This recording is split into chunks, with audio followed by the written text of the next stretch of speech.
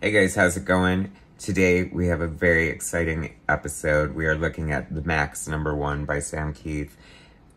Such a fan favorite, artist. Everybody loves Sam Kieth. Everybody loves the Maxx. Super cool. Had a cartoon on MTV back in the day. And cannot wait to share this with you guys. Love me some Sam Kieth art. Subscribe to my channel if you haven't already. Hit that like button. Let's get right into it. So Maxx is so interesting. I feel like Sam Kieth was part of, like, I guess the second wave of Image. You know, Image Comics started with the 7 Marvel superstars jumping ship to start their own company.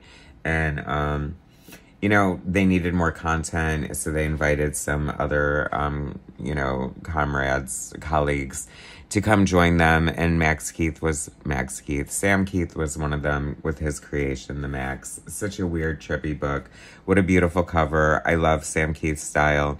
He definitely brought an interesting aesthetic to mainstream comics. I mean, we all remember his Wolverine from Marvel Comics Presents with the curly Q, like, shredded costumes and all that. And his infamous fill-in issue of the Hulk, just... and of course, Sandman. He was the anchor for Matt Wagner on Mage. I mean, he's had a very prolific career. I won't get into all of it because, you know, mostly I look at the art and stuff, but apparently Maxx was very difficult for Sam Kieth creatively. And, you know, Tortured Artist comes to mind a little bit. But, I mean, the end result is so amazing. It feels like so different from anything else, especially being done at Image at the time. Story, pencils, ink, Sam Kieth. Bill Messner-Loebs, dialogue, amazing writer. Definitely helped guide the Maxx ship here. Finishes, Jim Sinclair. Lettering, Mike Heisler. And color by Steve Olive and Ruben Rude and Ollie Optics. Logo, Chance Wolf. You know, it feels like the coloring was a little all over the place at Image Comics, but Steve Olive was definitely like one of the more accomplished colorists, and he definitely brought such a great aesthetic to the Maxx here. I kind of love, like, a lot of it's told in captions, but I love how there's a little bit of, like, a watermark or something that almost, like, gives it a signature as to who's speaking. I kind of like, see, that's another example. I always bring up, you know, the tricks of the trade and the visual cues and the storytelling devices you can use in comics. And Sam Kieth definitely takes advantage a lot of those with his very imaginative page layouts and designs. So much texture and depth, and I love Sam Kieth's art. It's so dark and chilling on one hand, and then, but then there's this sort of cartoonish, childlike quality to it in a way that just is such a mixed bag. I mean, the Maxx is just like unlike any other character you've ever seen, with that big crazy grill and the spikes coming out of his hands and the big ridiculous feet. I mean, I feel kind of like, and I'm sure many people felt this way too, like after reading the Maxx, you were kind of like, what the hell did I just read? Image this, the mightiest heroes of all time. Mystery Incorporated, 1963. Such a great experiment. Alan Moore's unfinished project. Alan Moore, Steve Bissette, Rick Veitch, Dave Gibbons, John Totleben, Don Simpson, Jim Valentino. Amazing. The annual that was supposed to wrap this up is, like, sort of in the other, like, being produced by fans, and one being produced by Don Simpson himself, who was, like, the letterer on this series. So, it'll be interesting to see where all that leads. Shadowhawk, Jim Valentino's Shadowhawk. Interesting, the last 30 years after this, the last Shadowhawk story is currently on the stands. Once again, like, I just love this storytelling.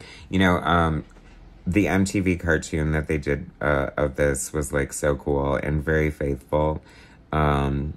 You know, using a lot of Sam's style, and I think that's so important to the success. You know, you see a lot of Maxx fan art, and I feel like, as most characters go, you know, they're usually the best drawn by their own creator, and I have to say, I mean, there is some killer Maxx fan art out there, but nothing compares to the legendary, amazing Sam Keith. This is such a great page. I've always loved this page. Like, they do a lot, like, with the colors and the things. But, oh, and I just saw on eBay the Maxx Artist Edition. $500, brand new, unopened.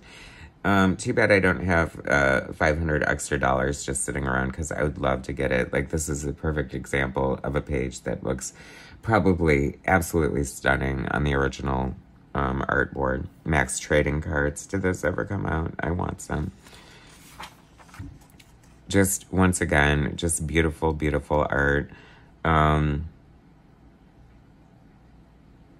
mean, if, like, the story is kind of crazy, like, sort of like David Lynchian, and sort of like the, you know, very esoteric, kind of like, you know, deeper meaning that we're probably not understanding, or maybe Sam Keith didn't even know himself.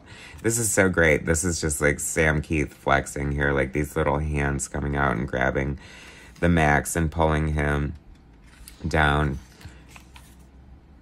Julie, such a great character. I mean, what a crazy costume. Jean chaps with cut off fishnets and panties underneath. I mean, and their bell bottoms. I mean, that could easily be one of the best outfits I've seen in a long time. Do you guys know what that is? It's a telephone with a cord on it. Youngblood Strike File number 2. Cybernary, I totally remember that. That was cool. This Deathblow number 1. Deathblow was pretty cool with special flip features Cybernary. Yeah, that was actually pretty cool, if I remember correctly. And I didn't mind Deathblow either, even though it was just basically Jim Lee trying to rip off Frank Miller's style at the time. But do you blame him? Everyone was doing it. It was revolutionary. I love this shot here. What great perspective. That is so cool. I mean, that's funny because, you know, I love when artists do this kind of thing, especially if they're writing it themselves. It's like, why would you do that to yourself, to have to, like, figure out the perspective and draw, like, this big, boring building? But if you love drawing and you're an artist, sometimes things like that are fun for you. There's a lot of black in here. It's a very dark book, and that's fine. It totally fits in with the look and feel of the, I mean, this is kind of a good companion for Spawn, with the imaginative layouts and the black borders and the killer art. Laundromat has never been so creepy, eh? Actually, the laundromat that used to be in West Hollywood was pretty creepy too, so. Anyway.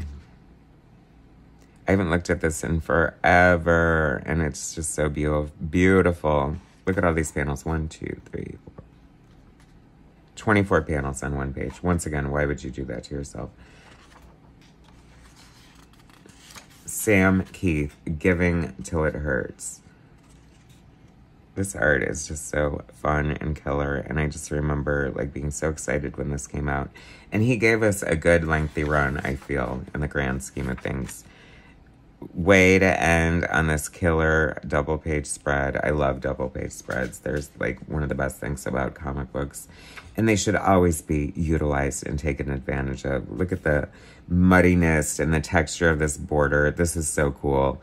Spawn Who, look at my cape, bitch. Eat that. All these great little faces. So cool. This Sam Keith rocks. The Maxx is so awesome.